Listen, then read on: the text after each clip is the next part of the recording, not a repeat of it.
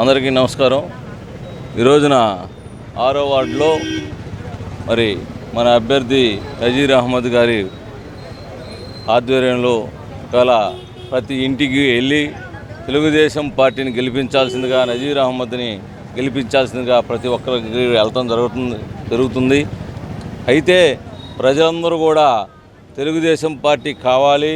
ప్రజలు సమస్యల్లో 4.5 సంవత్సరాల కాలంలో ఈ 5 సంవత్సరాల్లో పడిన కష్టాల నుంచి మేము ముందుకొచ్చి తెలుగుదేశం పార్టీని, అట్లానే నజీర్ అహ్మద్ని, అలానే ఎంపీ అభ్యర్థిని గెలిపించుకుంటామని చెప్పేసి వాళ్ళు ఈ రోజున మేము ఎక్కడికి వెళ్ళినా కానీ స్వాగతించి వాళ్ళు చిరునవ్వుతోటి ఈ రోజున ప్రతి ఒక్కళ్ళు కూడా తెలుగుదేశం పార్టీ రావాలి, నారా చంద్రబాబు నాయుడు గారు ఈ రాష్ట్రం ముఖ్యమంత్రి అయితేనే మన భవిష్యత్తు బాగుంటుంది, పిల్లల భవిష్యత్తు బాగుంటుంది, రాష్ట్రం అభివృద్ధి చెందిద్ది అని చెప్పేసి ఈ రోజున ప్రతి ఒక్కరు కూడా కోరుకుంటున్నారు.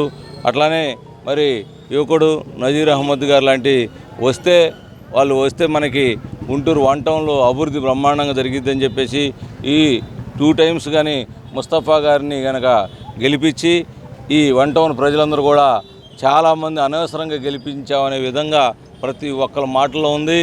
ఈసారి తెలుగుదేశం పార్టీ అట్లానే నజీర్ అహ్మద్ గారికి భారీ మెజార్టీ రావడం ఖాయమని చెప్పేసి అందరూ కూడా ప్రతి ఒక్కరు, అది మేమనే మాట కాదు, ప్రజలు అనే మాట. ఇవాళ తెలుగుదేశం పార్టీ జెండా రెపరెపలాడటం, తెలుగుదేశం పార్టీ ఈస్ట్లో ఈసారి ఘన విజయం సాధించడం అనేది ఇలా నల్లేరు మీద నడకలాగా ఉందని చెప్పి భావిస్తూ ఉన్నాం.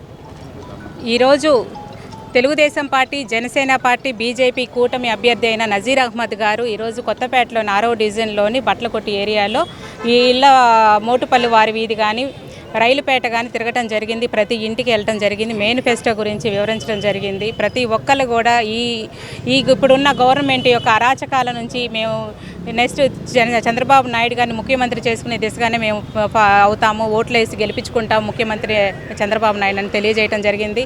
చాలామందికి నవరత్నాలు అంటున్నారు కానీ ఏ పథకం కూడా సరిగ్గా ఎవరికీ చేరుకోలేని పరిస్థితి.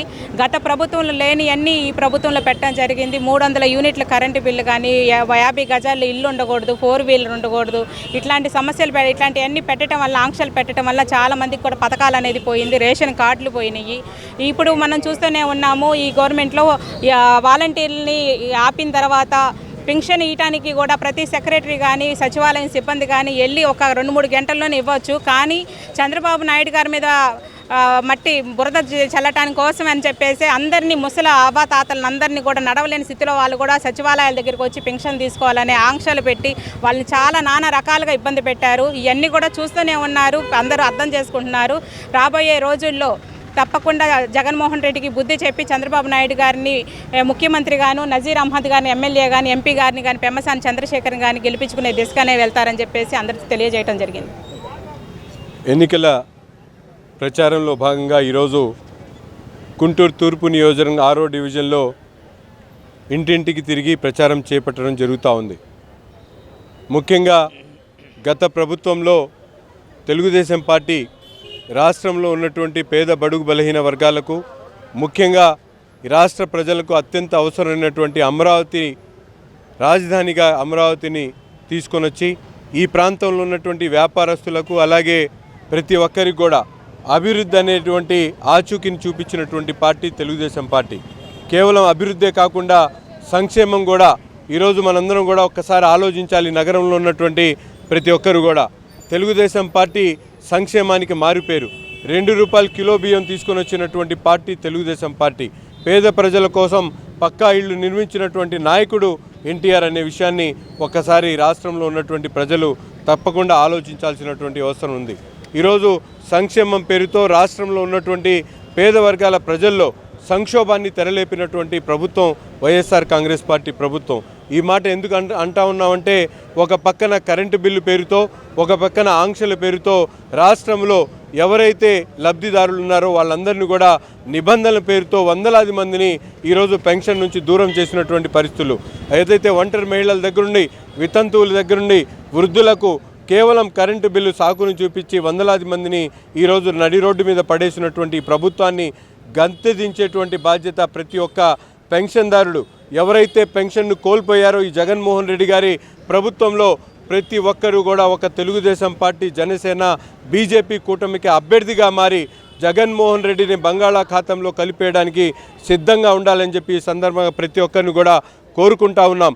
రాబోయేటువంటి రోజుల్లో ప్రతి ఒక్క సంక్షేమ కార్యక్రమాన్ని, ఈరోజు తుగ్లక్ ముఖ్యమంత్రి పెట్టినటువంటి ప్రతి ఒక్క కార్యక్రమాన్ని కూడా తప్పకుండా నిజమైనటువంటి సంక్షేమం, ఎవరైతే ఇళ్ల పట్టాలు తీసుకున్న తర్వాత అక్కడ అభివృద్ధి నోచుకోలేక, ఇళ్ల పట్టాలు మాకు అందిన తర్వాత కూడా ఎక్కడ ఒక రోడ్డు లేక, డ్రైన్ లేక, వీధి దీపం లేక, వాటర్ కనెక్షన్ లేక ఇబ్బంది పడతా ఉన్నారో అటువంటి వారందరూ కూడా ఈ సందర్భంగా తెలియజేస్తూ ఉన్నాం. చంద్రబాబు నాయుడు గారు ముమ్మాటికి ఎవరైతే పేదవారికి ఇళ్ల పట్టాలు అందావో వాళ్ళందరికీ కూడా తప్పనిసరిగా పక్కా ఇళ్ళు కట్టించేటువంటి కార్యక్రమం చేపడతాం. ప్రతి ఒక్క సంక్షేమాన్ని కూడా తప్పకుండా జగన్మోహన్ రెడ్డి చెప్పినటువంటి ఏ ఒక్క వాగ్దానాన్ని నెరవేర్చకుండా ఈరోజు రాష్ట్రంలో ఉన్నటువంటి ప్రజలందరూ కూడా మభ్యపెట్టేటువంటి విధంగా ముందుకు సాగుతున్నటువంటి ప్రభుత్వాన్ని గద్దెదించాలంటే తప్పకుండా గుంటూరు తూర్పు నియోజకవర్గంలో నన్ను అఖండ మెజార్టీగా తెలుగుదేశం పార్టీ, జనసేన పార్టీ కూటమి అభ్యర్థిగా తెలుగుదేశం పార్టీ సింబల్ అయినటువంటి సైకిల్ గుర్తు మీద ఓటేసి నన్ను, అలాగే పార్లమెంట్ అభ్యర్థిగా ఉన్నటువంటి పెమ్మసాని చంద్రశేఖర్ గారిని అఖండ మెజారిటీతో గెలిపించాల్సిందిగా ప్రతి ఒక్కరిని కూడా కోరుకుంటా ఉన్నా.